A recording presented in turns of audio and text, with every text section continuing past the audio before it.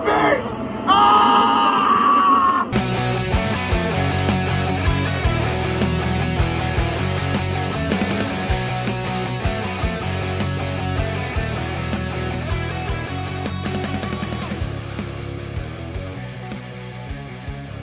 Hello, and welcome back to another episode of Not the Bees, the Nicolas Cage filmography podcast. I'm Megs. I'm Elizabeth. And before we jump into the movie that we watched this week, I just want to add a small correction.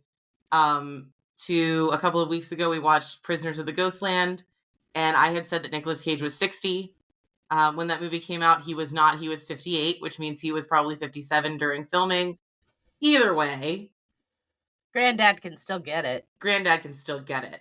Anyhow, moving on. Moving on. This week, we watched 2016's Snowden, which is actually a Joseph Gordon-Levitt vehicle. It is, we barely see Nicolas Cage in this movie at all. So if you're not familiar with the story, Edward Snowden was an NSA analyst who worked for the CIA.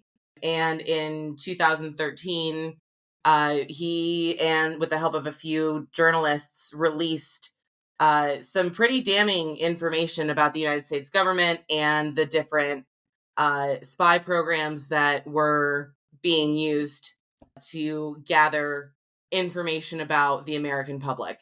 So the story actually takes place from the time frame of 2004 through after he's blown the whistle in 2013. And we start, and he's maybe 20 years old at the time.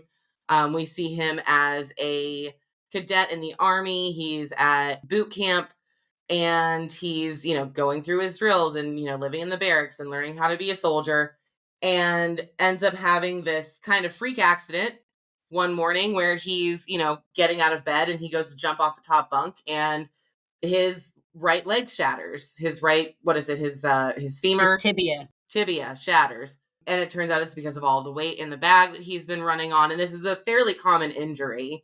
He actually broke both legs. Both legs.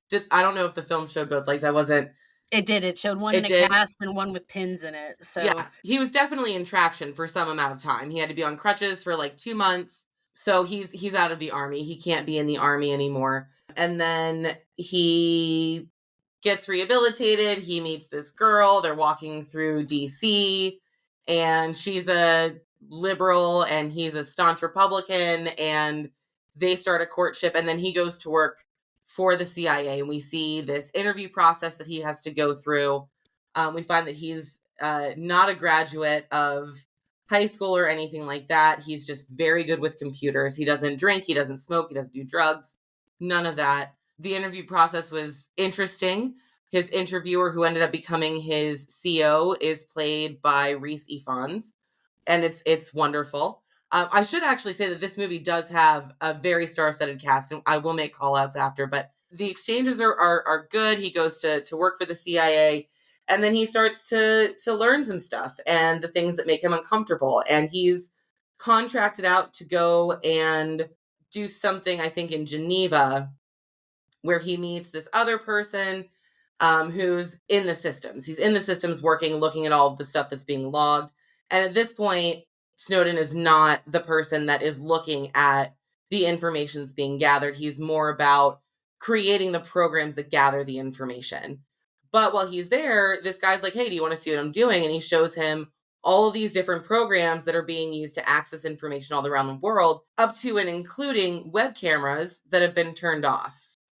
And as part of a ploy to get some information to put, like strength to I think he's a Middle Eastern, is he Persian? Diplomat or something. They go through his family and they look at all of, his relations. They go to his children. They find a way to basically nudge him without actually blackmailing him in the quote legal sense.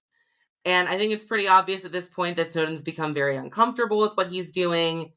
And he and his girlfriend are having, some issues in their relationship, and he decides that he's going to resign from the CIA. And for a little while, they're happy. And then he's just not making the money. There's nothing else that he's very interested in. He ends up getting back into contract work through the CIA and ends up going to work at this compound in Hawaii. He's just learned that he's had epilepsy and he's not taking his medication. And he's learned all the things that the government is doing with programs that he's built. And he's like, you know what? Why don't we find a way to collate all of this and make it like a searchable database?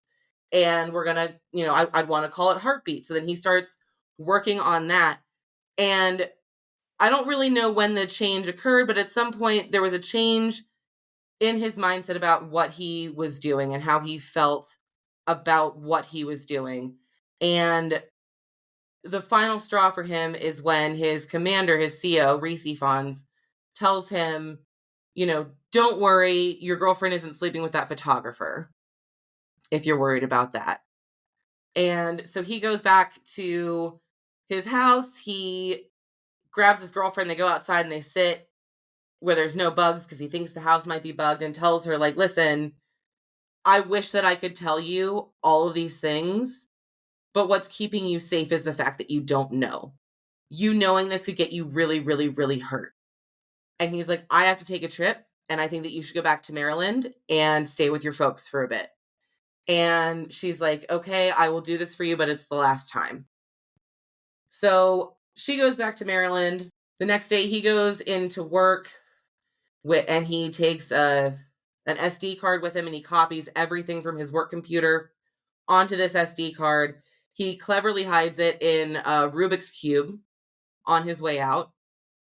And from there, he goes to Hong Kong, and he gets in contact with a couple of American journalists and gets in contact with a journalist from The Guardian in the UK.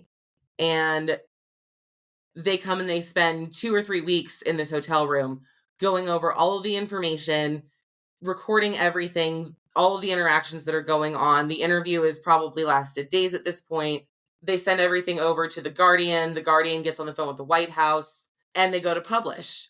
And then at the end of the movie, we see he's gone, how he gets out of the hotel from Hong Kong. He's going to Latin America, but on his first stop after being in Hong Kong, he is Russia. While he's in Russia, the State Department revokes his U.S. passport, so he's not able to travel to a different country. And since then, Putin has made his residency permanent, and he lives there now. And at the end of the film, it was released in 2016 before all of that was made official. But there's a little note that his girlfriend Lindsay went to Russia to be with him. He's still in Russia, and as of the time of filming, he'd had, I think at the time, like a 3 or 5 year residency visa on the way to becoming a resident and seeking asylum there. So that's the movie in a nutshell. There's not a whole lot of Nicolas Cage. When Snowden gets to Virginia to go to training for the CIA, there is a professor that works there as well. And he is played by the great Nicolas Cage. He's Hank Forrester. We only have, I think, 3 scenes with him. It's like 5 minutes of screen time. Total, yeah, through the entire 2-hour and something minute movie. And he's a CIA engineer. And when he's, first introduced to Snowden, he's in his classroom or his ante-room with all of his different machines in it. And he basically works in ciphers. He works with code-breaking machines and things of that nature. And he's the one that has the Rubik's Cube sort of obsession. He's got dozens of different Rubik's Cubes lined up on his desk. And Snowden, when he stops to visit, will return one and borrow another. And that's where the Rubik's Cube sort of plays into his whole thing. And then we see him one other time in that same capacity at the school in his office, where he basically sort of plants the seeds of, all of the work that you do, it doesn't matter. Like, I built this one machine for $3 million that had this one perfunctory task, and it did this, that, and the other thing, and nothing ever came of it. And then years down the line, they flushed, I think he said, like $4 billion into creating this other program that was based off of the program that he built, but it didn't have any of the bells and whistles that his program that he built for $3 million did. So it didn't have any of the safeguards in place either. Right. No, it didn't. And the idea of what he said, I'm paraphrasing, of course, because I can't remember exactly what the wordage was, but basically, as long as you keep the money coming out of Congress going into the military and their interests, then we can continue to operate and make new things and blah, blah, blah, so forth and so on. And then the last time we see Nicolas Cage is at the point where the story has broken and he is at home with his wife watching the news. And we just see him in his like Barca lounger in front of the TV. And he's going, hey, he did it. The kid, he did it. The kid did it. And that's about it. So, I mean, as far as Nicolas Cage in this movie, I think this is actually a strange departure. I don't remember ever seeing a movie before where he was just a side character, really more of a cameo than anything. I still think that his parts were very good. They were believable. He made me believe that he was a middle-aged, down on his luck, incredibly intelligent, but very bitter intelligence engineer. So that was great. What did you think about the movie, Elizabeth? I had never seen it before. Had you? I have not seen Snowden before this week. I have seen Citizen 4, which is the documentary that Laura Poitras made about Edward Snowden and her time with him and Glenn Greenwald breaking the Snowden story. I thought the movie was really good. It lacks the bombast of most Oliver Stone films. It seems to be a very safe film from Oliver Stone, which is weird. But I did quite enjoy it. I enjoyed all of the cameos. I enjoyed the widespread sort of ensemble piece that it was. Yeah, I thought it was a good movie. I agree. I think it's a good film. The cast was amazing. Again, as you mentioned, Melissa Leo played Laura Poitras, Zachary Quinto played Glenn Greenwald, Joseph Gordon-Levitt was Edward Snowden. We also had Reese Fonz, as I said, he played Corbin O'Brien. Tom Wilkinson played Ewan McCaskill from The Guardian. Yeah. Jolie Richardson was his boss at The Guardian, who went to bat with the White House. Timothy Oliphant, he was CIA agent Geneva. He was involved in the scheme to blackmail the diplomat without actually blackmailing him. This movie has a really good number of amazing actors in its cast list. This movie was written well. I think that it was directed and acted well. Shailene Woodley, I love. I was so excited when I saw that she was in it. I'll watch anything with her. She played Lindsay Mills, his girlfriend, I guess now wife. Yeah, Nicolas Cage's character was Hank Forrester, as previously mentioned. This movie really just in general was a well put together ensemble biopic, sort of. We got to see at the end when Snowden is making his first, quote, public appearance in an interview. He's, of course, coming in remotely. And we get to see at the end of that discussion that was had, we get to see actually the real Edward Snowden. And I want to say that I think that Joseph Gordon-Levitt did a really good job on voice. Oh, he yes. sounded exactly like the real Ed Snowden. His mannerisms were also very similar. I remember, watching a lot of the Ed Snowden stuff when it happened. So to me, I think that he fulfilled the role. I think that I thought Joseph Gordon-Levitt was amazing. Yeah, he was absolutely amazing.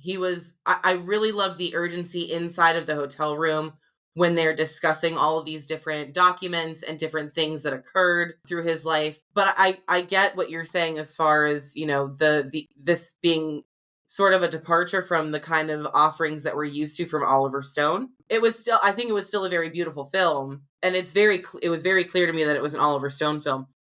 But yeah, I mean, I would also agree with you. I mean, it was a good movie. I enjoyed it. So what do we rate this movie? I mean, I would probably rate this movie somewhere around like a B. I do feel like there was some, like I said, inside of the hotel room, there was a great sense of urgency. The pacing was well done. But then upon leaving Hong Kong and trying to get to wherever it was that he was going, I just don't feel like the pacing there matched from the rest of the movie. Yeah, I would say that. They spend an awful lot of time on his backstory and the breaking of the story of the abuses by the NSA and the CIA. So when it gets time for him to run, it's very compacted and it's very short Yeah. and it lacks urgency because of those things. Yeah. So yeah, I would say, this movie is good. It is a good movie. It's definitely done in the kind of honest way that you see films being made about, stories being broken over the last, 10 or so years. So it's done in almost like an editorial sort of sense. So I mean, it's for what it was a good movie. I would give it a B. I don't really know as far as the Nick Caginess what to give it because he's just not there. Yeah, he's only in it for such a short amount of time, but we got to give him a grade. What would you say would be an appropriate way to grade his caginess? Because I've been thinking about it for a few hours, and like I want to be fair to him, but I also want to be fair to the movie, and he obviously just wasn't. He's part of The the movie. ensemble. Right, he's just part of the ensemble. He doesn't kick off any of the, dramatic elements of the caging. Like this is not a Nick Cage film. Yeah, it's for sure not. So it is difficult to rate the caginess of it. So let's just kind of drill down into those 5 minutes that he's on screen. He comes across as competent, as interested, as interesting, as he's very curious. His character is definitely a curious person. Right. And he's also definitely got some amount of mentorship to him, I think. I mean, his character, Forrester, obviously had enough of an impact on Snowden's life to be cast in the film, even though we don't get to see him very much. But as I said earlier, I did believe, watching him that he was, a middle-aged, professor of, intelligence and engineering. So, I mean, his character was believable to me. But because it lacks all of those typical Cage elements, I'm inclined to give it a C. That's what I was thinking too. But again, I wasn't thinking that it was fair because we know what kind of powerhouse he is. So yeah, no, I would say I think that we're both on the same page about that. Yeah. Yeah. Now, if this was a Joseph Gordon-Levitt podcast, we'd be giving him an A. Oh, yeah. Yeah, but this isn't a absolutely GGL. So right. But he's also another actor who is definitely very in control of his instrument. Yes. We've seen, I'm sure between the both of us, probably all of his films. And he's very competent and he's very good at what he does as well. So, I mean, this movie is believable. This movie, I think, paints a much gentler picture of him than was painted by the media for obvious reasons. It does make me wonder if the reason that Putin made his residency visa permanent is so that he can use him. So I have, fear questions on my mind about him because he seems genuinely like a nice guy that was just trying to do the appropriate thing and taking control of this thing that had clearly been taken from the people and giving it back to the people, or at least shed a light on it. So, I mean, it's a good story. It's a good story. It really is. It is an interesting story. I am of the opinion that Snowden needs to come back and face trial because that's what you do. If you are trying to be a whistleblower, there are consequences. No, I completely agree with that. And I mean, he said that he would.